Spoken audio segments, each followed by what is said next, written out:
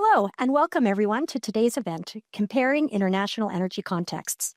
My name is Debbie Scharf, and for the last 3 years, I've been the Assistant Deputy Minister of Energy Systems at Natural Resources Canada, and I'm very happy to moderate today's event. I'd like to first start by recognizing that I'm speaking to you from the traditional unceded territory of the Algonquin Anishinaabe people. I want to express my gratitude to the generations of Algonquin people, past and present, as the original caretakers of the space that I occupy. I'm very grateful to be here. I recognize that those of you working today or watching today are from all different parts of the country, and therefore you may work in a different Indigenous territory. I encourage you to take a moment to think about the territory you occupy and your relation to it.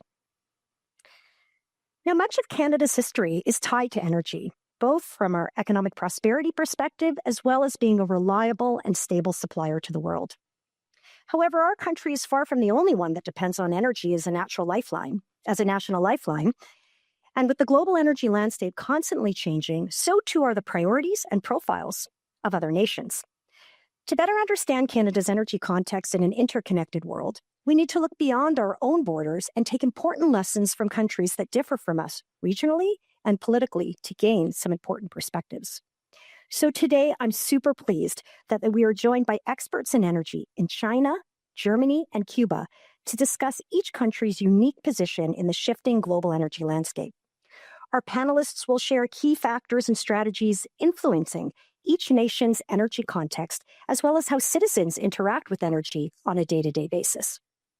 So I'm now very pleased to be able to introduce our excellent group of speakers. I'm going to start with Philippe Rowe, who is the director of the China Institute at the University of Alberta. His earlier career in the Canadian Diplomatic Service spanned 25 years in China and Asia and featured 5 postings in China. He has served as the the Consul General of Canada in both Chongqing and Guangzhou, and as principal advisor for Asia to 2 different federal ministers of international trade. Welcome, Philippe. Next, we have Christine Warlin, who is the founder of the Berlin-based energy consultancy firm Arepo and the former head of the Renewable Energies Department of the German Energy Agency. She was also a lecturer at the Technical University of Berlin on solar markets and business models, and at the University of Applied Sciences, HTW Berlin, on project management and evaluation.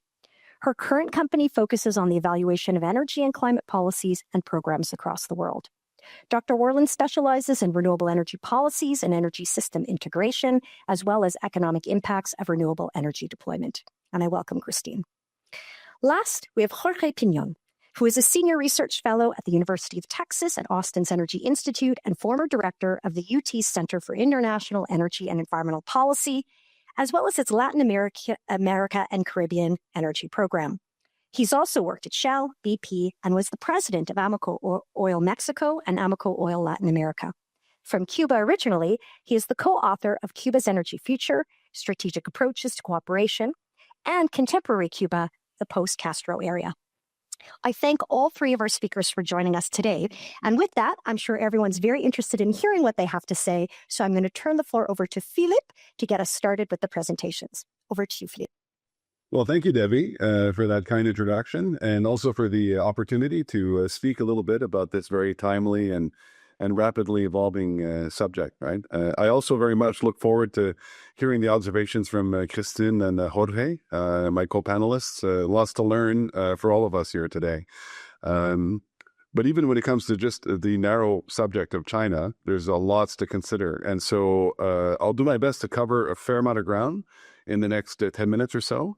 And in order to try to do that, I think I'm going to jump right in now, if that's okay, right? So maybe I'll start with a 2 or 3 context setting remarks, right? I think it's important right off the top to say that it's, as we will see from my presentation, China is really clearly committed to the green transition, and is actually already a global leader in clean tech and climate change efforts, right? But at the same time, just like every other major economy in the world, it's going to be needing to conjugate that with the challenge of maintaining economic growth, right? If we look at the way the Chinese governance system works, there's, to oversimplify a little bit, there's a bit of an unwritten social contract between the Chinese Communist Party, and the citizens, whereby as long as economic growth is ensured and sustained and a decent quality of governance is also provided, the citizens are willing to kind of give up a little bit of their voice in terms of participation in the governance of the country, right? So at all times, the Communist Party is going to be laser focused on making sure that there's a minimum level of economic growth happening in China, right? And I think all of us who follow China a little bit know that right now the Chinese economy is facing some headwinds, and those are being exacerbated by the current kind of travails of the U.S.-China relationship and the U.S. tariffs on Chinese exports, et cetera, right? So I think the commitment is clear, but there may be some headwinds in terms of the pace at which China is able to move forward on some of its plans, right? The second point I think that's important to keep in mind right off the top is that China might not be a leader in every area of tech around the world. Certainly in the West, we're still leading in many key areas, but when it comes to clean tech and renewables, China's really in pole position, and it's a major powerhouse. And so for China, it's not just about trying to achieve carbon reductions as a function of being a responsible global citizen. It's also a source of opportunity economically for China to continue to be in that pole position, right? Other countries need to recognize this reality and either seek ways to cooperate with what is the global leader in this sector, or up their own competitive edge and soft power projection in order to be a viable competitor. And I think that that's an important point to keep in mind for Canada and a lot of other Western countries as well. The third point, which is, I think, also useful to keep in the back of your mind as we look a little bit more at the detail of this, is that the green transition is also accretive to China's national security posture in a major way. China is it's a big economy, but it's also it's a net importer of energy, which is a critical supply issue both for economic and national security. And a lot of that energy flows through a very small number of choke points. So, for example, most of their energy that's coming from the Middle East has to go through the Straits of Malacca, which are very vulnerable to geopolitical tension. And a lot of the rest of their energy equation is a function, I'm talking about imports now, not just domestic production, is a function of their reliance on Russia as a supplier, right? And we can get into this a bit later in more detail, but, it's important as well to keep in mind that there's all this rhetoric about limitless partnerships between China and Russia, but it's not necessarily such a comfortable relationship as we might perceive it to be from the outside. There's a little bit of mistrust there, and certainly China will be keen to diversify away from Russia. It's very fearful of being over-reliant on Russia as a major supplier of energy, notwithstanding the fact that they're in a position to perhaps force Russia to supply that energy at a very attractive price. So I think those are three very important points to keep in the backdrop.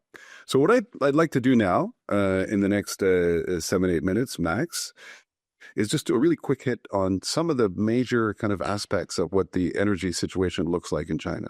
And normally you would probably think I would start with supply or consumption or energy generation, but actually I'm going to start with tech, actually. And just because it's such an important component of what's happening in China right now. So a few quick hits, right? On EVs, for example, China is the world's largest EV producer. In 2024, it sold 11.5 million EVs, which is roughly half of its auto sales and basically 2/3 of the entire global total of EV sales, right? And it's kind of, to put it into context, I mean, I was in China from 2019 to 2023, lived through COVID, two Michaels, a lot of very kind of like interesting bilateral and global issues were happening at the same time. But one thing that's germane to this particular panel is when I arrived in 2019, you could already tell that this trend of electrification of vehicles was happening in China, was happening fast, and it was happening well. And to the point where by the time I left China for Canada in 2023, when I was driving around town, I would notice internal combustion engine vehicles, right? Those are the ones that would actually attract my attention, right? Whereas I think it's fair to say that in Canada and much of the West, while EVs are more and more prominent, we still kind of notice an EV on the road. Whereas in Canada and China, you're already noticing the combustion engine vehicles on the road because the EVs are so prevalent, right? So, and you talk about 11.5 million new vehicles a year. That's a staggering number in terms of production, right? 62% of the world's EVs are now Chinese. And of course, on batteries, it's even more dominant because some of the Western EV producers are actually relying on Chinese battery production and technology as well. I mentioned, anecdotally, but in terms of numbers, the domestic adoption is going high. You're at actually 50% of new vehicle sales across the board in China in 2024 were electric vehicles. The adoption is also helped by initiatives such as incentives, such as decreased wait periods for license plates and some tax incentives in terms of registrations, et cetera. And it's not just about domestic consumption. It's also about exports, right? 4 million cars were exported, EVs, abroad, including, and you might find this interesting, this is going to be shifting in the coming years, but several 100,000 EVs were shipped to Canada in the last couple of years, right? We don't know that because they're Teslas, right? So in the United States, because of the incentive structure there, Teslas sold in the U.S. are actually manufactured in the U.S., but the Teslas sold in Canada until recently were eligible for the kind of like the green rebates, even if they were made in China. So the Teslas that we bought in Canada were actually made in Shanghai, right? Which is something we may not have realized, right? It's kind of interesting. These exports continue. They're at the cutting edge of innovation. And I think it's also important to note, like it's easy to kind of write off some of that success and say, well, China's success in the EV sector is really a function of large state subsidies, playing fast and loose on intellectual property over the years with the West, et cetera. Some of that might have been true in the past, and there's still certainly some state support. But having met some of the leaders of industry in China over the years, I can tell you these folks they're mad scientists, hard driving entrepreneurs, like in the mold of a Steve Jobs or a Jeff Bezos, and to simply attribute their success to external factors that don't take into account the assets that they bring to the table is a bit short-sighted, right? And so we need to be very aware of all this.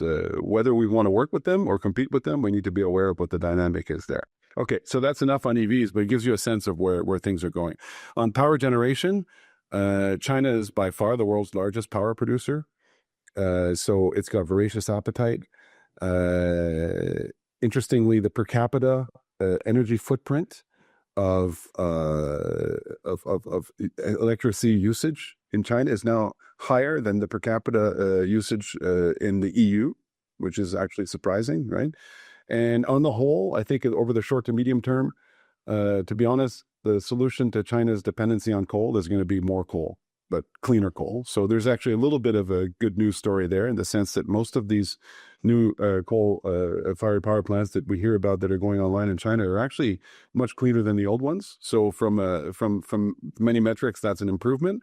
But also, I mean, to oversimplify and for the sake of time, the Chinese are making a bet, right? The bet is that their leadership and the pace of innovation when it comes to clean tech, not just EVs, but solar power, smart grids, et cetera, is going to be such that 10 years from now, those technologies are going to be not only cost competitive, but cost advantageous vis-a-vis traditional sources of energy.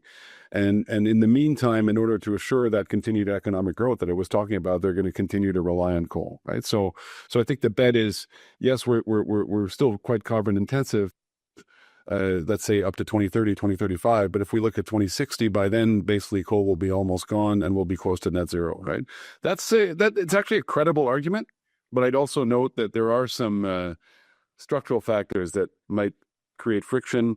Some of the coal-fired power plants are owned by SOEs. They're not evenly regionally distributed. There's a lot of entrepreneurs as well that have that are stakeholders in the status quo. So there's going to be, it's not going to happen in a straight line. But look to the next Chinese 5-year plan, which is coming out in about a year from now, to get a sense of how serious China is in terms of trying to meet that target. The other thing that I'll mention very quickly, and I think I mentioned it again, but even in the case of power generation, as China develops those technologies on renewables, it's not just about retrofitting or making a global contribution. It's about being the dominant global player in technologies that are extraordinarily pertinent, right? So I think I've kind of touched on coal. We're going to talk a little bit about geopolitics later, but it's interesting to take a look as well at China's kind of external footprint on the national security side. It's very reliant on Middle East and on Russia. And it's going to be really desirous of finding ways to diversify away from those two sources. Might be an opportunity for Canada. Our institute has been doing really deep dive in terms of what's been happening since the TMX Trans Mountain expansion pipeline has gone online.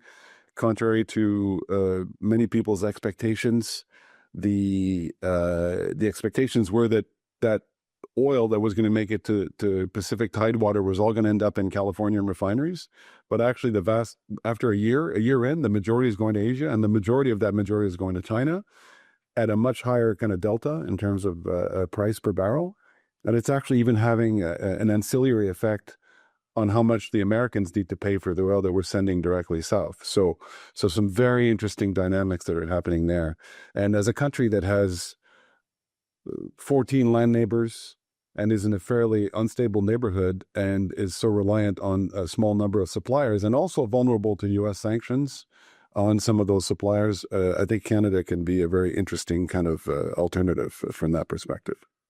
There's a lot more I could talk about, Debbie, but I think I'm running close to the end already. So I've deliberately skipped a few remarks, knowing that we'll probably have a chance to get back to those in the Q&A. So if that's okay, I'll hand it back to you. Amazing. And thank you, Philippe. I really appreciate your remarks. And I think you've picked up on a few threads that we will, in fact, come back to afterwards, in particular, some of the interdependencies between our two countries and some of the enabling features you need to have in place to have a successful energy system and decarbonization. As you mentioned, you still have to have economic growth. There's geopolitical and energy security issues. And so very important thematics for China and for Canada as well. So thank you for that. And with that, I think I will now turn it over to Christine to make a few remarks from her vantage point. So over to you. Thank you, David, and very exciting and interesting things that you say about China, Philippe. I look forward to the discussion already. We have many of the same observations from our perspective. But I first will introduce a little bit to the energy scenery in Germany. So you all know Germany is this tiny little country in the heart of Europe, 85 million people and about the size of the Canadian province of Newfoundland and Labrador. So 3 of your provinces are smaller than our whole country, but the rest of your provinces, each and every single one is bigger than Germany. Just to give you some kind of geographic dimensions. And also in terms of energy policy, Germany is very much in the situation of a Canadian province rather than a whole country, because in Germany, a lot of our energy policy is influenced by the European Union, just like in Canada, the provinces have a considerable say about their own energy policies, and the kind of framework conditions are developed out of Ottawa. So if you look at Germany in terms of energy policy autonomy, compare it in your mind with the Canadian province.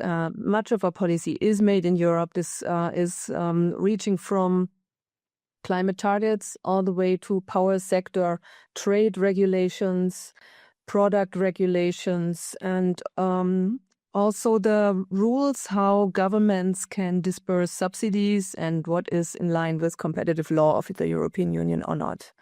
So this is a very big influence on German energy policy. Still, even without this big backyard of Europe, we are by now the 3rd largest economy of the world, and our economy is comparatively energy intensive. We have a lot of automotive, industrial manufacturing, machine making, chemicals, pharmaceuticals. All of these industries consume a lot of energy, and which we don't have, because by our nature, we are actually a very resource poor country. We have relied traditionally on wood. Since the 5th century, we're mining coal, but we don't have big and good coal deposits Our good quality coal is buried deep in the ground, and we actually stopped mining for it because it can also become so expensive and it's so deep down. It actually was not economically competitive in my lifetime. We do have open pit mining, but the coal that comes out of those mines is not very good. It's low in calorific value, but high in sulfur, so it produces a lot of acid rain. We do still rely on coal a lot, but even the coal we have to import. We have to import all our gasoline and most of our natural gas. We actually have, until very recently, also had a very unhealthy relationship with Russia in that respect. But we have weaned off of this to a considerable degree. Not completely, unfortunately, but that's a complicated matter, and I think we are going to talk about that later. But coal is really the traditional backbone in Germany of the energy sector, and was also the engine of our industrial revolution. Only in the 1970s, nuclear power was built a little bit. Germans did not like nuclear power at all, which is actually if you look at it from the global perspective, very peculiarity of Germany. It's not something that other countries can understand. Not even our European neighbors understand it. Historically, this does have to do with the Second World War, after which we were disarmed. And nuclear power in Germany also always had the connotation of nuclear armament. So in the 1970s, there was a big movement against this from that perspective. People were also afraid of nuclear accidents. And last but not least, people were also aware of the fact that nuclear leaves a lot of hazardous and dangerous wastes, and we don't have a way of disposing of it in Germany. We have a process for finding a nuclear waste deposit, but this process is so complicated because the country is so small and we have so many people that it is already predicted to last until 2070, just a process for identifying a site for that nuclear deposit. And after that, we can only start with the permitting processes and the building processes. So we are a long, long, long way away from any nuclear deposit. This is one of the reasons why one of the governments previously decided to phase out of nuclear, because they just didn't know where to put the waste. And by now, the last nuclear power plant in Germany is also has been closed. We have not built a new nuclear power plant since 1985, because in 1986, the accident of Chernobyl actually put a lot of the country under a big shock. So no nuclear power plants were built. And actually, the nuclear phase-out was also terminally decided only after the Fukushima accident in 2011. So this is tells you something about how the German public registers these accidents, takes note, and also influences their democratic decision makers of their will, and says, no, we don't want this anymore. So after 1986, again, we were back to adding coal power plants to our grids, but people were not happy about that and started looking for alternatives. In the 1970s, when I was going to school, my teachers told me 4% of energy in Germany is renewable. No, we're not able to do more. We don't have the resources. But since some smart regulations were put in place, we have an enormous expansion of wind and solar power. The technological development of the wind power, particularly in the 1990s and early 2000s, and solar photovoltaics in the early 2000s until now, put us in a position where even we, as a landlocked or more or less landlocked country, or country with a very small shoreline and very poor quality of sun and wind, are able to produce 60% of our electricity from renewable energies. This was really not put in the realm of the possible when I started to busy myself with energy politics, but we are here. And we should celebrate the moment a little bit. We are quite excited to have reached that stage. Yet there is also still a quite steep way ahead of us because we want to be carbon neutral by 2045, which means we only want to produce as many emissions as we have sinks for carbon dioxide. That means we now have to systematically decarbonize not only our energy sector, but also our heat, transport, and industrial sectors. For the transport sector, Philippe already has discussed the solution. China has actually determined for us that we will also now go for electric vehicles. There was a very long discussion within the German car manufacturers and German politics. I'm happy to talk more about that, but we suddenly understood that if China decides to go electric, we also need to go electric, just because German car manufacturers are also very dependent on the Chinese market. So for transport, electrification is the way to go. We have a very large heating sector because Germany is a comparatively cold country. We do have house heating in every house, which is not the case in Southern Europe, for example. But we need it.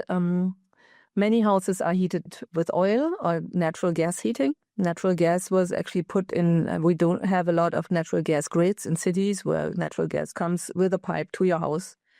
But of course, this is also emitting carbon dioxide. So we need to decarbonize the heating sector as well. We now have a process in place where every municipality is asked to come up with a municipal heat plan so that that is clear what is the technology that's suited in the respective location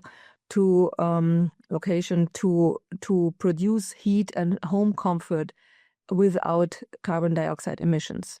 And the largest unsolved riddle at this point, though, is again our industrial sector. We have industries like cement factories, steel factories, and also refineries or chemical factories that emit carbon dioxide not only through their energy consumption, but also from their processes.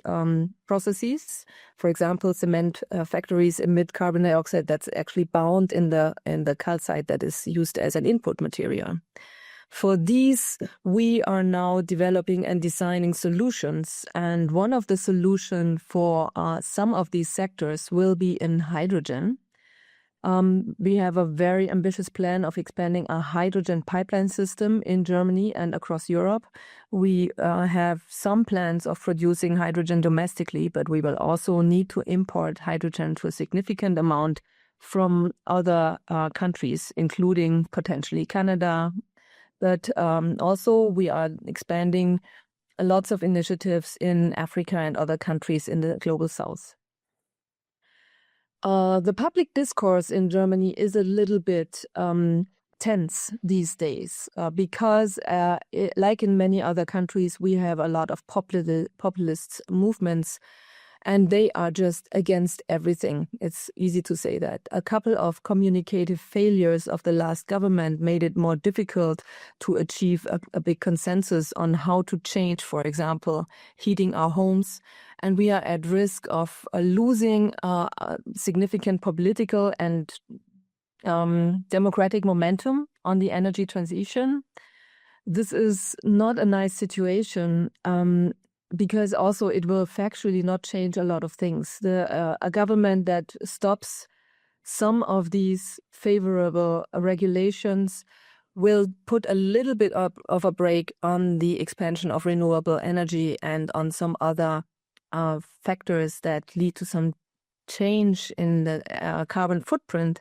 But overall, as Philippe kind of alluded to, the technological pathways are set to a degree that government policy is not able to do much good with that. The big risk of that government policy, however, is to lose technological leeway and leadership. And we are currently having this discussion on that level, how much velocity or how much should we slow down in the energy transition. We recognize that it is a big change in everybody's living circumstances, but we would like to work towards a situation where it doesn't mean a big change in everybody's energy bills. And this is the level at which this is currently being fought out. Many more things that I can talk to you about, including global trade things or also domestic issues. I'm looking forward very much to more of the conversation. Thank you so much, Christine. Very interesting. I hope later we could pick up on the thread of energy costs. This is a big issue in Canada in the transition. So I'd love to get your perspectives on that a little later in terms of how the German population is viewing that and how the government's managing it. But before we get to the questions, Jorge has his turn. So we will turn it over to him to share a few remarks from his perspectives. And then I anxiously await our Q&A session together. Thank you, Debbie, and also for Christine and Felipe as being co-presenters. During the first half of the 20th century, Cuba was one of the top 3 sugar producers and exporters of the world, between 3 to 5 million tons a year. But in 2002, the Cuban government decided to rationalize its sugar industry and dismantled and closed half of its 156 sugar mills throughout the island, as a result, of course, of the collapse of the Soviet Union and also the end of a trade barter deal that Cuba had with Russia of sugar for oil. Cuba decided at that time that production of sugar was going to be around 700,000 tons, just what was needed to meet domestic demand. As we finish the milling season for 2025 here in the next few months, for the first time since the 19th century, Cuba's annual sugar production will fall below 300,000 metric tons, with only 25 mills operating. In fact, for the second year, this year and last year, Cuba will have to import sugar to meet its domestic demand. Let me go ahead and repeat that for a minute. Cuba will have to import sugar to meet its domestic demand. For generations, it has been the island's engine of economic growth. I remember my grandmother, when she put 2 teaspoons of sugar in her coffee, she would also take an extra teaspoon and put it in the saucer. And she would say, sin azúcar no hay país. Without sugar, there is no country. So we can then show that the collapse of the sugar industry in Cuba, it's very important. Why am I talking about sugarcane in an energy conference? It happens that sugarcane today is an energy fuel. Sugarcane not only produces sugar and alcohol, but also produces fuel ethanol, and then it can generate electricity by using biomass and field debris. Not a better example for the biodiversity of sugarcane than Brazil. Brazil package of ethanol, sugar, biomass represents about 31% of the total global combination of those products. In fact, in Brazil today, car manufacturers only produce automobiles that run on 100% ethanol. In fact, there are no automobiles in Brazil today that can run on gasoline. 22% of the transport energy in Brazil is fuel ethanol, and 8% of the electricity generated by Brazil is from sugarcane. Under the Paris Agreement, Cuba committed to generating 24% of its electricity from renewable sources by the year 2030. Of that, 755 megawatts of electric power generation was supposed to be sugarcane, representing 35% of the 2030 renewable objective. Now you can see why I'm focusing my introduction on sugarcane, because certainly the direction is not going very well. Cuba's sugarcane and agricultural land has been abandoned, and its 60-plus-year-old sugar mills are broken. They're technologically obsolete and inefficient. In fact, the examples that I have are perfect for Felipe, and I'm going to be looking forward to his comment, because Cuba's 3 keystone projects in renewables are all Chinese projects. In 2012, the Cubans began building a 62 megawatt biomass facility that cost $186 million in the sugar mill Cerro Redondo. This was Chinese financing, Chinese technology, Chinese personnel. That facility today is idle. It's not working. Why? Because there's no sugarcane. How can investors come to Cuba and invest in building 750 megawatts of biomass generation if there's no sugar industry? I'm bringing sugarcane because it's a mirror image of Cuba's electric power sector challenges, reflecting two things: mismanagement and what a centralized economic system can do. In fact, Felipe, Cuba's President Miguel Díaz-Canel was very transparent when he came back from China in November of 22 after having a meeting with his Chinese counterparts, including President Xi. And he came back with a very strong message that, in fact, for the first time, it got published throughout the Cuban press. And I'm going to read it because you have to listen to what Díaz-Canel is talking about, what the Chinese told him.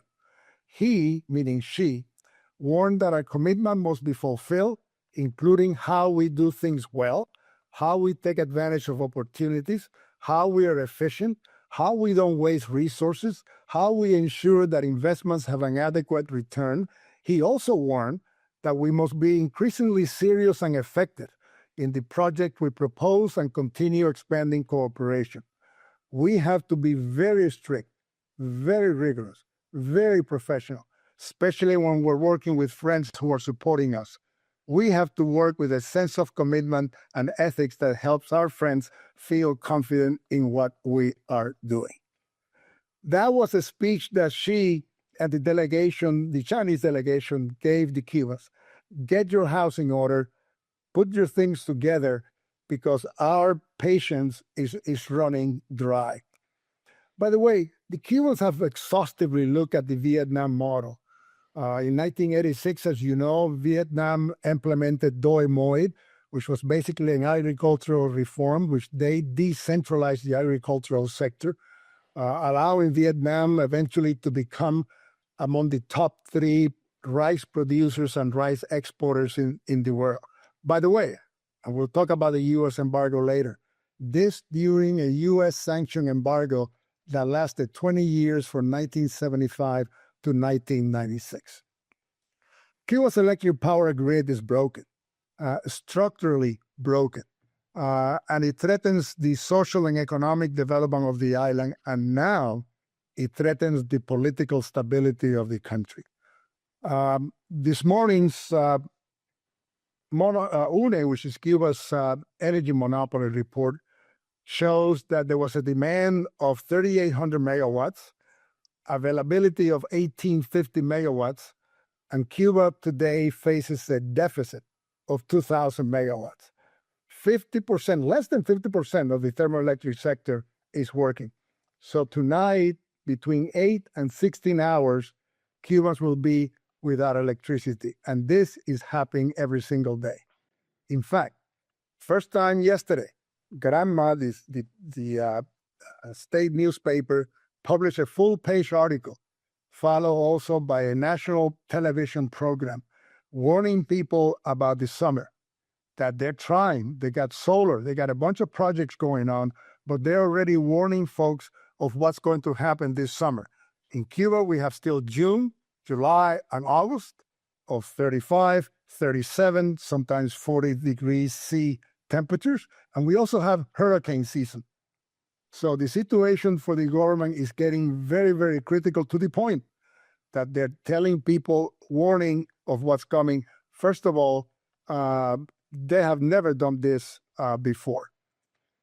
There is no short-term solution to Cuba's structural electric power generation challenges. A lot of these plants are over 40 years old. They haven't had any capital or operational maintenance. The distributed generation is falling apart. One of the only good stories, by the way, is natural gas, which is run by a Canadian company. Energas is a joint venture between the Cuban Oil Company and Sherritt. And that today is about 10% of electric power contribution, but it's reliable contribution. So that's good news. But to rebuild and recapitalize Cuba's electric power system, it will take between 3 and 5 years and between 8 to 10 billion US dollars. There are two obstacles, time and money. And to overcome these obstacles, the U.S. had to do two things. The Cubans have to do two things. First of all, they have to decentralize their economy. They cannot continue the way they are. And number two, they have to sit down with Washington and settle the embargo and settle the economic and financial restrictions that the embargo puts on Cuba. What's interesting, at the end here for a comment, along with Mexico, Canada was one of only 2 countries in the Western Hemisphere that maintained uninterrupted relations with Cuba after the 1959 revolution. Canada and Mexico. Canada today has extensive mining, energy, and tourism trade with Cuba. And I think, many of us think, by the way, that Canada could certainly play a role. Cuba lost a huge opportunity when President Obama opened opened a door to Cuba, and the Cubans decided not to take it. There's some powers within Cuba, particularly within the armed forces, that control tourism and other trades, that really don't want a decentralization of the economy. But again, my example of sugar is that it represented 750 megawatts. It represented 35% of Cuba's 2030 goals for renewable energy, and they're nowhere to be seen. Another project that the Chinese have filled is a wind farm, 50 megawatts, over $100 million.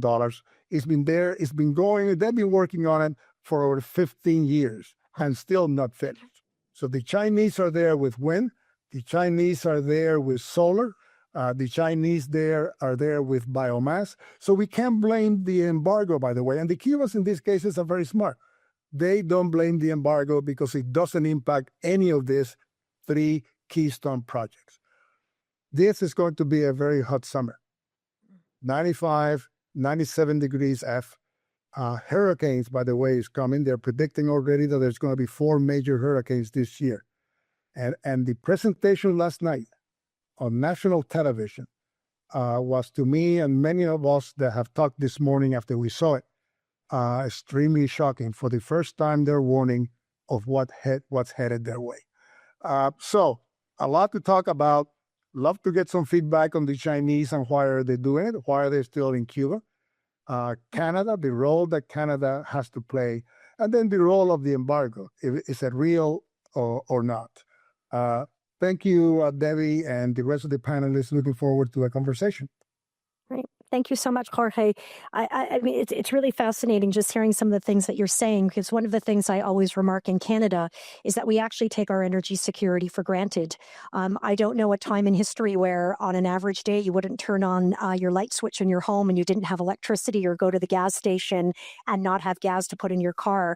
So as Canadians, I think we almost take our energy security for granted because it's never been something we've had to worry about. And so it's a very different dynamic in Canada that I think both Germany and Cuba have experienced in very different ways. I'd say almost the latter, whether it's natural gas in Cuba or hydrogen in Germany or oil into China, Canada's actually providing that secure power or energy to other jurisdictions. So really speaks to I think the intersection between the country of Canada and some of the countries that we're talking about here today. We'll pick up on some of those threads in the questions. And so thank you so much for the 3 presentations. There's so much to chew on here, but I am going to start by picking up on China, where Jorge left off, but more from a Canada-China-U.S. perspective. So here in Canada, of course, the Canada-U.S. dynamics is front of mind for all Canadians. We have always been friends and neighbors, and those commercial ties, including with energy, is fundamentally changing with the Americans down south. And it's occurring at a time where China is becoming a greater destination for Canadian energy exports. Philippe, as you mentioned, more oil going out of the Trans Mountain Pipeline to Asia and to China, then to the United States. And so China emerging on the field soon. We're going to have large LNG off the west coast of Canada, also destined to Asia. So really interested in hearing some of your perspectives on how Canada should balance its conventional energy partnerships with the United States against these growing opportunities with China. So I'd love to hear some of your reflections on that. No, thanks, Debbie. That's a very topical question. I think it's one that's top of mind for many, and with the new government that we now have in Canada, the new Prime Minister, I think, has made it very clear that he said many times that he expects Canada to move towards becoming an energy superpower. What that means in the detail, I think, remains to be seen. But certainly, it sets the stage for some renewed thinking about these questions. Right? If I may, I mean, I would maybe rephrase or reframe the way you position this. I think it's not really balancing one against the other. I think it's really more for Canada, it's about creating optionality, right? I think, as I mentioned, by simply having a second customer for our crude oil, we're getting a better price from our first customer, in addition to being able to diversify. But it's not necessarily an either or situation. I mean, I would defer to experts on the actual kind of like extractive side of things. But I do believe it's fair to say that there's a certain elasticity in Canadian supply dynamics, right? And so if we increase our export capacity, it's not necessarily a zero-sum game, right? So I would say that the second thing is, and maybe we can talk about this more later, but I want to make sure I put it out there because I think it's very relevant. It's not just about economics, it's also about diplomacy. And when we look at Canada becoming a more significant and a more desirable, both on a more courted supplier of a critical energy input, that's gonna increase our diplomatic traction and relevancy writ large, right? Both with the U.S., with China, and arguably with the Indo-Pacific or the Asia-Pacific countries more generally, right? And so there are some diplomatic dividends that can be reaped from this. If you assume that Canada becomes a reliable supplier of a critical energy and security input for country X, I think it's fair to assume that then our ability to advance some other aspects of that bilateral relationship will also be improved, right? So I think that's a really important thing to keep in mind. But if we want to get to that point, we can't get there, I think, without looking at infrastructure, right? And so there's still a lot of work to do. I think the TMX is an example of what could be. You mentioned LNG Canada. That's another really good one. If I may, Debbie, I think there's an interesting anecdote. I was, having been in China, most of the infrastructure that's in Kitimat now was built in South China, right? It's very expensive, very precise, very large-scale infrastructure. And there's only one place in the world that it can be built, and that's in China. It's now all in Kitimat. It's going online. But more importantly, if you look at the shareholders of that project, right? So there's 5 shareholders, basically. It's the Chinese, the Koreans, the Japanese, the Malaysians, and the Brits. And Canada, by ricochet, we're providing some infrastructure support and et cetera, right? So there's 6 players there, right? If you look over the last 10 years, because this project's been going on for at least 10 years, right? Over the last 10 years, Canada and China have certainly had their ups and downs. China and Japan have had their ups and downs. China and Korea have had their ups and downs. Korea and Japan have had their ups and downs, right? There's a lot of diplomatic problems there. And yet this, from what I understand from speaking to the CEO and others that have been involved, this project has been smoothly executed. It's basically on time. It's basically on budget. Why? I think because they all need the energy, right? And so I think it's a really good example of how if we double down on our energy export capabilities, we may actually become a much more significant player diplomatically and really provide a fillip to our Indo-Pacific strategy and the objectives therein, right? So I think it's something that's very important to keep in mind. Maybe I could let's see if there's anything else I'd like to mention. I think maybe I'll stop there. Okay. There's other opportunities to talk about these topics. Great. Can you still hear me? Yep. Okay, great. Sorry, I thought my microphone got disconnected for a moment. Well, thank you. That was a super insightful answer, and you're right. Having so many commercial companies from these various countries all invested in LNG, Canada One being such a critical piece of infrastructure and a piece of energy security for all those countries as well is just a great example. And maybe in the future in LNG Canada too, if they choose to make that investment. I wanted to continue on this thread because I think there's something that can be learned from Germany here as well. Christine, I'd love for you to comment on this. United States receives 92% of Canada's oil exports today. So, apart from all the things we just talked about, I think the future may look different from the past. But as it stands today, 92% of our oil exports.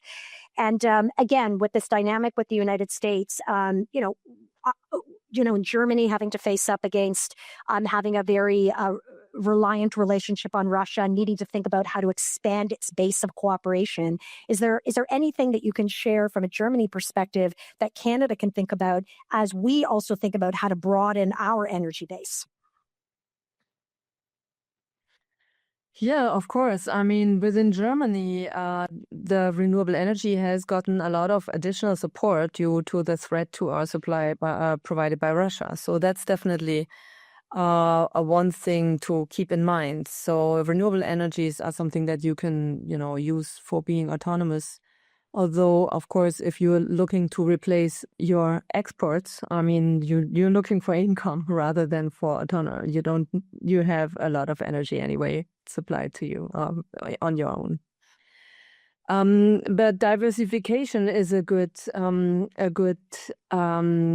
key tag to use here, because what we did when we were trying to get off Russian gas was we shut down one pipeline and the other pipeline was exploded. There was still for a long time a third pipeline going into Central Europe. But of course we weren't supposed to purchase Russian oil and gas anymore.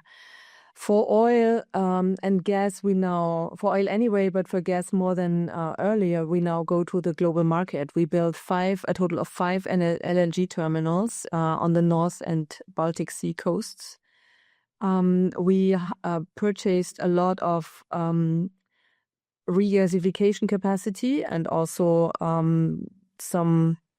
a lot of oil, of gas, natural gas, LNG, that was then supposed to onshore there. And this helped us to become more independent of Russian supplies and of Russian price setting. And we would then tag to the global markets for gas. So we also needed to manage the global price hike that was caused by a global demand hike on natural gas. That hike was actually quite critical for many countries. So I heard the CEO of Shell actually explaining that he now has to expand his gas exploration capacity because during the crisis he could not supply important and crucial markets like Pakistan and Bangladesh at prices that they would be able to pay. Well, Germans could pay, but the government was then also subsidizing this payment quite significantly. So this is a costly strategy for us to diversify our import, but the infrastructure is there. So for now, in the short term, I would say Canadian gas is more welcome to us than Russian gas or US gas for that matter. We are currently having a debate that much of this Russian gas purchase was replaced by US purchase. And we're now obviously also afraid of what's coming down the pike on the US natural gas exports. So for us, diversifying our imports is a very important strategy. But I would put a little bit of salt in that pot of coffee and say, in the long run, we want to decarbonize. So don't build on us for hydrocarbons for a very long time. Also, there is a big tendency to judge gas and oil as well as hydrogen by the carbon footprint in the production. So fracking gas or oil sand derived oil is facing the risk of being deprioritized in the European market or slashed with carbon adjustments. So this is not something that's actively discussed. Currently, this is mainly actively discussed, though, for hydrogen. Hydrogen, we have very strict rules in the European Union. We support only what the European Union calls green hydrogen. This green hydrogen has very strict additionality criteria. It needs to be produced in facilities that are fueled by renewable energy facilities. These renewable energy facilities cannot be also supplying other purposes. The lawmakers went a little overboard on this regulation. They wanted to make sure that we're not producing hydrogen on the back of renewable energy subsidies. But this also limits, of course, the supply of hydrogen to Europe. So what is happening now is that in Brussels, there is a big discussion on whether or not to relax that rule and how far to relax that rule. In addition, there is a big discussion on whether or not so-called blue hydrogen is also supposed to be admitted to the European market. Blue hydrogen in the European color scheme is hydrogen that's derived from natural gas and produced under carbon capture and storage conditions, so that the carbon is not emitted to the atmosphere, but it's still derived from natural gas. So the European and particularly the German public look at this very critically, but I foresee that at least some blue hydrogen will be imported into the European market, always with the perspective to move to green hydrogen sooner or later. On the other hand, I think there is no way around it, and the European Union will also not be able to avoid that or prevent that there will be a global commodity market for hydrogen, just uncolored hydrogen, or in the power market we would call it gray hydrogen, but probably gray hydrogen means something else. And then sooner or later European markets will also absorb that uncolored hydrogen. Yet at this point there are no regulations and also no support mechanisms for that hydrogen in place. But this is one thing where I think European-Canadian collaboration could be explicitly started and also be very beneficial in terms of not only diplomatic relationships. I don't think they need, I think they're splendid anyway, but also economic cooperation and also looping Canada into the movements on the European markets. Because I speak for Germany and we have 26 more European countries plus the UK, so lots of diplomacy to be done here. Christine, super fascinating. And I have to say, I think we could spend the next hour just talking about hydrogen and how you build an entire, a new market around a new commodity and product, which has different carbon intensity characteristics, different vectors for how it could be transported, and different infrastructure required. And, I worked in hydrogen for a number of years myself. I'm very fascinated by it. But I do know that Canada and Germany, are engaging in a partnership, trying to figure that out, all of these challenges out. So a really fascinating field. But before I leave some of the sort of partnership questions, I did want to just go over to Jorge with a bit of a similar question around Canada-Cuba energy prospects.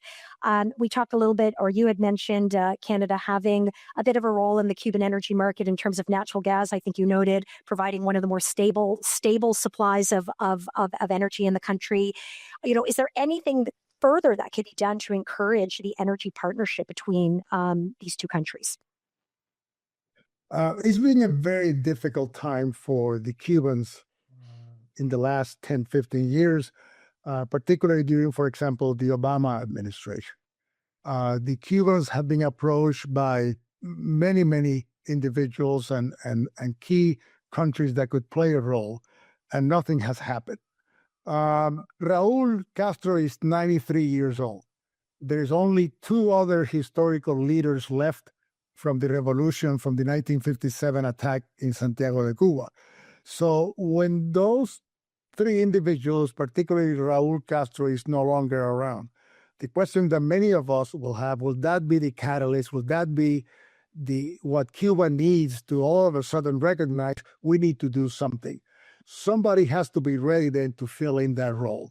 So the Canadians might very well not get a welcome right now, but they need to start that role now, so that when those events happens in the next 2 or 3 years, there is an organization, there is a group, there is a country that can take the role of mediator, of sitting between the Americans and the Cubans, particularly to take care of the Helms-Burton Law, which certainly is an obstacle.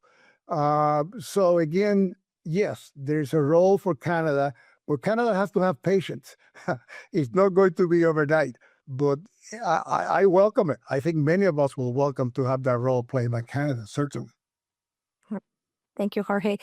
I did want to come back. I wanted to pick up on the issue of energy costs and for lack of a better word, sort of social license from the populations, the various countries around facing higher energy costs in the context of some of the transitions that we're talking about. This is certainly an issue in Canada where Canadians have come to expect quite low energy costs. And as you think about the very significant investments that need to be made, Christine talked a bit about it. Philippe, you talked a little bit about it, and Jorge, of course, almost rebuilding the entire system in Cuba. It sounds like. Kind of how have the governments of these three countries sort of grappled and managed changing energy costs or increasing energy costs with the population in these countries to be able to successfully advance those policies? And would love to hear some perspectives around that. Jorge, you're big on the screen, so I'm going to start with you and then maybe hear a bit from Philippe and Christine on that. Well, the Germans, actually Siemens and along with Total, the French, spent about a year in Cuba around 2018 looking at a number of projects, LNG projects. And at the end, the projects were feasible. They were good. They made sense. Everybody was on board until the question came, who's going to pay for it? The government is bankrupt, so the Cuban government doesn't have any money. And the consumer in Cuba is also bankrupt. They don't have any money to pay for the true cost of clean, reliable energy. So Cuba has a very, very big challenge and mountain ahead of them to be able to afford clean, reliable energy. Again, remember now, this is greenfield. One of the things that Siemens and Total found is that many of the sites where the current Cuban thermoelectric power plants are, they're so polluted. The ground is so polluted by metals like vanadium, for example, that they won't even touch it. So most of the large future projects, again, let's assume that they are LNG projects, are greenfield projects, because none of the existing, 8 facilities really can be used again because the risk of contamination in the soil and subsoil. So it's very challenging. And again, Cuba cannot go to the World Bank or the IMF or the Inter-American Development Bank because they're not allowed, and they don't meet what the rules of the banks are. It'll take years for Cuba to get their house in order to let this multinational or multilateral financial institution loan them the $5 to $8 billion that they need. Well, those are some very, very significant challenges, Jorge, for the country. So thank you for those remarks. Christine, maybe I'll turn it over to you if you have any reflections with respect to energy costs. Yeah. We had the price shock, of course, due to the Russian war, and the government had to react very quickly. They did so, as I told you, in diversifying into LNG, building these 5 LNG terminals. They also did so by a not very elegant measure, which is promising enormous amounts of subsidies to consumers, so that consumers were comforted and didn't need to be afraid of having to face a cold winter. I think this was good for the general feeling. Anyway, the war was a huge disruption and still is, and a huge kind of risk and factor of fear. So at least on that end, people were feeling satisfied.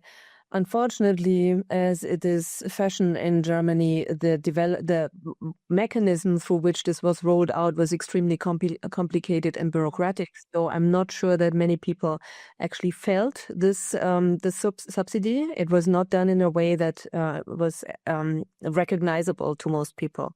So overall, the price shock for the people was high and strong, but manageable for most, for all. The industry is still suffering from that price shock. The reason for the density or the depth of the shock is also that the marginal power plant on the German power market is a gas power plant, meaning a gas power price hike is translated 1-to-1 on every kilowatt hour of electricity that's sold in the German market. So a gas power price shock produces an electricity price shock as well. And the industry is still suffering from both these shocks and also calling with the new government for more subsidies.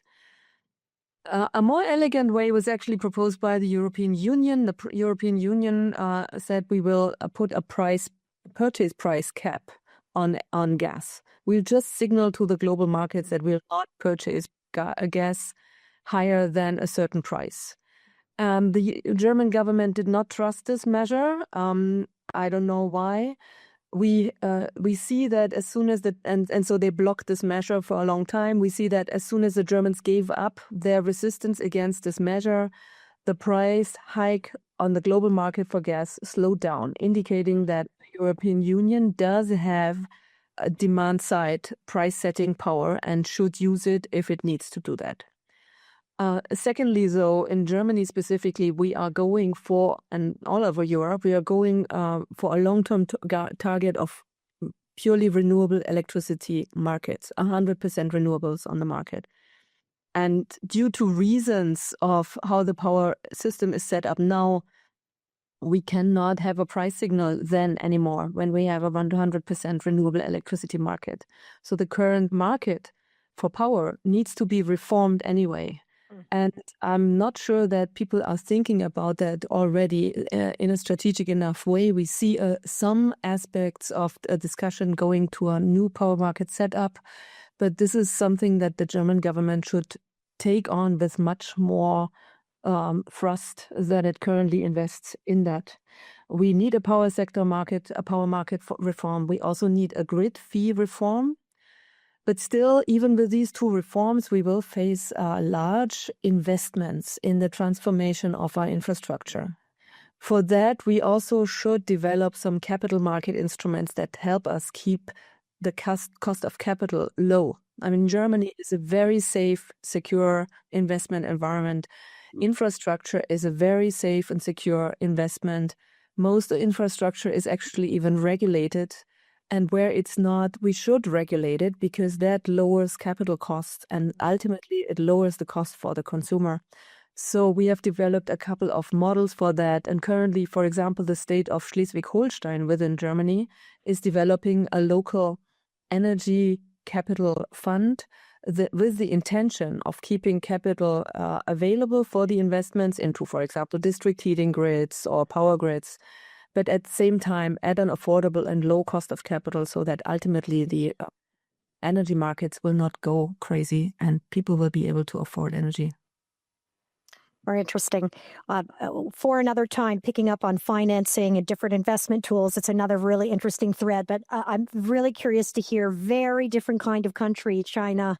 You talked a little bit about what the population is willing to give versus what it gets from the government. So how does this idea of energy costs play out in a China context? It's a crucial variable, right? First of all, for Chinese economic competitiveness, right? I mean, China is like the largest exporter of manufactured goods in the world. Germany is a big player as well, but China is still number one.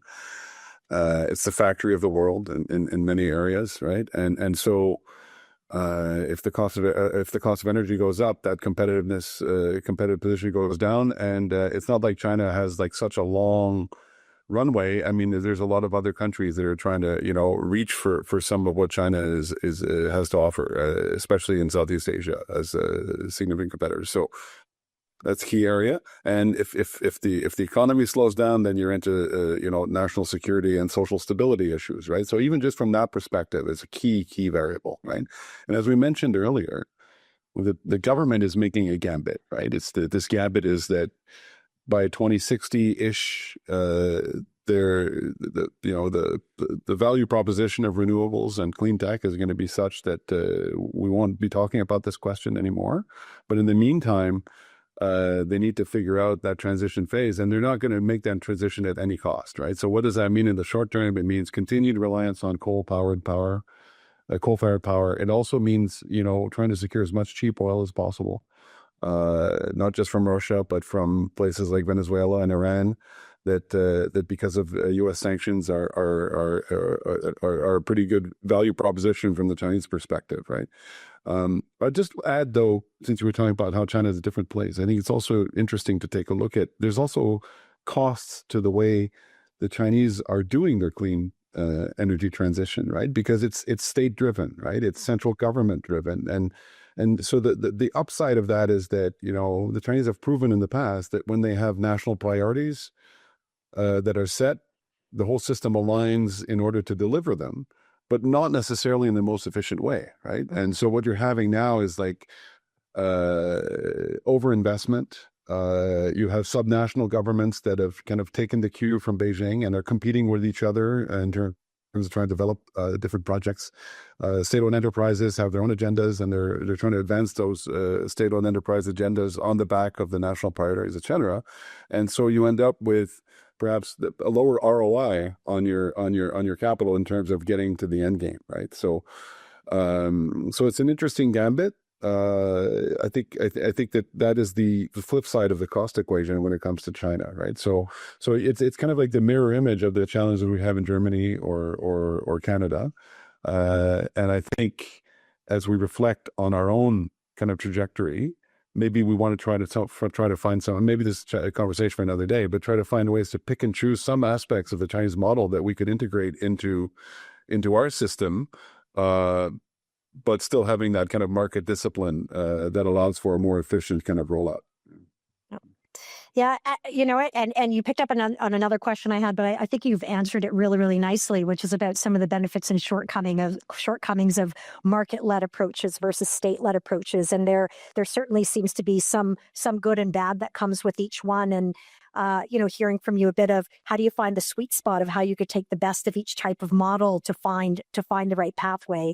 And that actually, really leads in nicely to my next question, because, we've talked a lot about the challenges of today reacting to the dynamics globally. But looking forward, 20 years, maybe even it's 2060, 2050, 2060, would love to hear some perspectives on how you think the energy future in China and in Germany and in Cuba will unfold based on, your understanding of the context of the countries in which you are experts in. And so, what does 2050 look like in China? How did that unfold? Did it unfold in a measured way? Was it a bit chaotic? So would love to hear some perspectives. And Philippe, you get to go first because you're big on the screen. Well, thank you. Okay, well, maybe I may reemphasize a couple of points I made, but I think there's a couple of new ones as well. So first of all, as we've kind of explored already, I think China's is undisputably right now a tech leader in many aspects of this, and it's well on the way to a dominant position, right? And so that means it's gonna reap commercial benefits as well as soft power benefits, as well as influence benefits in the global south, and all sorts of fringe benefits from trying to maintain that position. There may be some ways for Canada, North America, and Europe to play and stake out some ground, but certainly there's got to be a sense of urgency when we look at where China's going on this, right? So, if you look 20 years down the road, I think it's fair to say that it'll be really one of the energy transition leaders. I think the data is clear. Even in more pessimistic scenarios, you'll be seeing at least 50% of Chinese energy coming from non-fossil fuel sources. Coal use has already peaked. The carbon footprint in China has peaked earlier than expected. So The IEA has actually kind of endorsed these projections that, they're already, kind of starting a downward trajectory. So that's excellent. We mentioned hydrogen. I won't elaborate, but Germany is certainly an important player, but China is also a tech leader in that area, and having worked with companies like Ballard and others who are also involved in China, when you see it firsthand, you realize that China is a formidable player in that area as well. And also, if you look at some other factors that I'll just mention because they help inform the broader picture, is demographics, right? So in China, you're going to be 20 years from now, you're looking at a China, I don't have the numbers, but let's say it'll be under 1 billion people. Perhaps like maybe not 20, but in 30 years, it'll have lost 300 or 400 million people, right? And so that's going to reduce the kind of the ecological and energy kind of pressure that the country is facing. It's one of the most advanced countries in terms of robotization and automation of manufacturing, with increased energy efficiency, et cetera. So there's a lot of kind of tailwinds actually in some ways, right?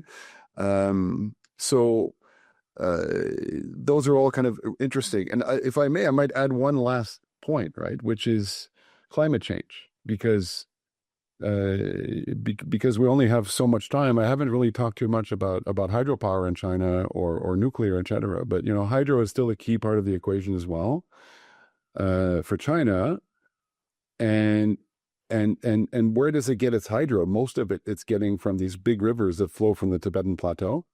And those rivers, some of them, like the Yangtze or the Yellow River, stay in China, but others like the Mekong or the headwaters that go into India are going into other places. So, the Mekong Delta region is heavily dependent on that water, both for energy and sustenance, food, etc. There are some projections where those water flows are pretty substantial right now, but it's because of a heavy glacier melt, right? And 20 years from now, that might have reversed. Difficult to speculate what might happen, but you can see some geopolitical tensions on the horizon if China holds the keys to energy and food supply indirectly into India and into all of Southeast Asia, right? So climate change is all going to play in terms of hydropower and how that fits in the mix, and some of the geopolitical ramifications as well. Right? So lots to think about. Absolutely. I mean, I think China, from everything you've said, is going to play an outsized role in just about every aspect of the energy system, in whether it's from a tech perspective, a generation perspective, a GHG emissions perspective. Certainly, it will continue to play that outsized role globally. So thank you for that. Maybe I'll just turn it over to Christine for some reflections. Yeah, let me just continue on that. Also, an information perspective and scientific perspective. We recently had some publications, I believe it was in the Financial Times, that Europe has, and I believe even the US has lost all elements of leadership, or all individual technology leaderships in the clean tech sectors to China. It is not something that we talk about very often, but we should. In fact, even electrolyzers, Philippe, I don't think that Germany necessarily has a tech leadership on that one. It's all in China. Batteries, as you mentioned, but also KI, automatic driving. Even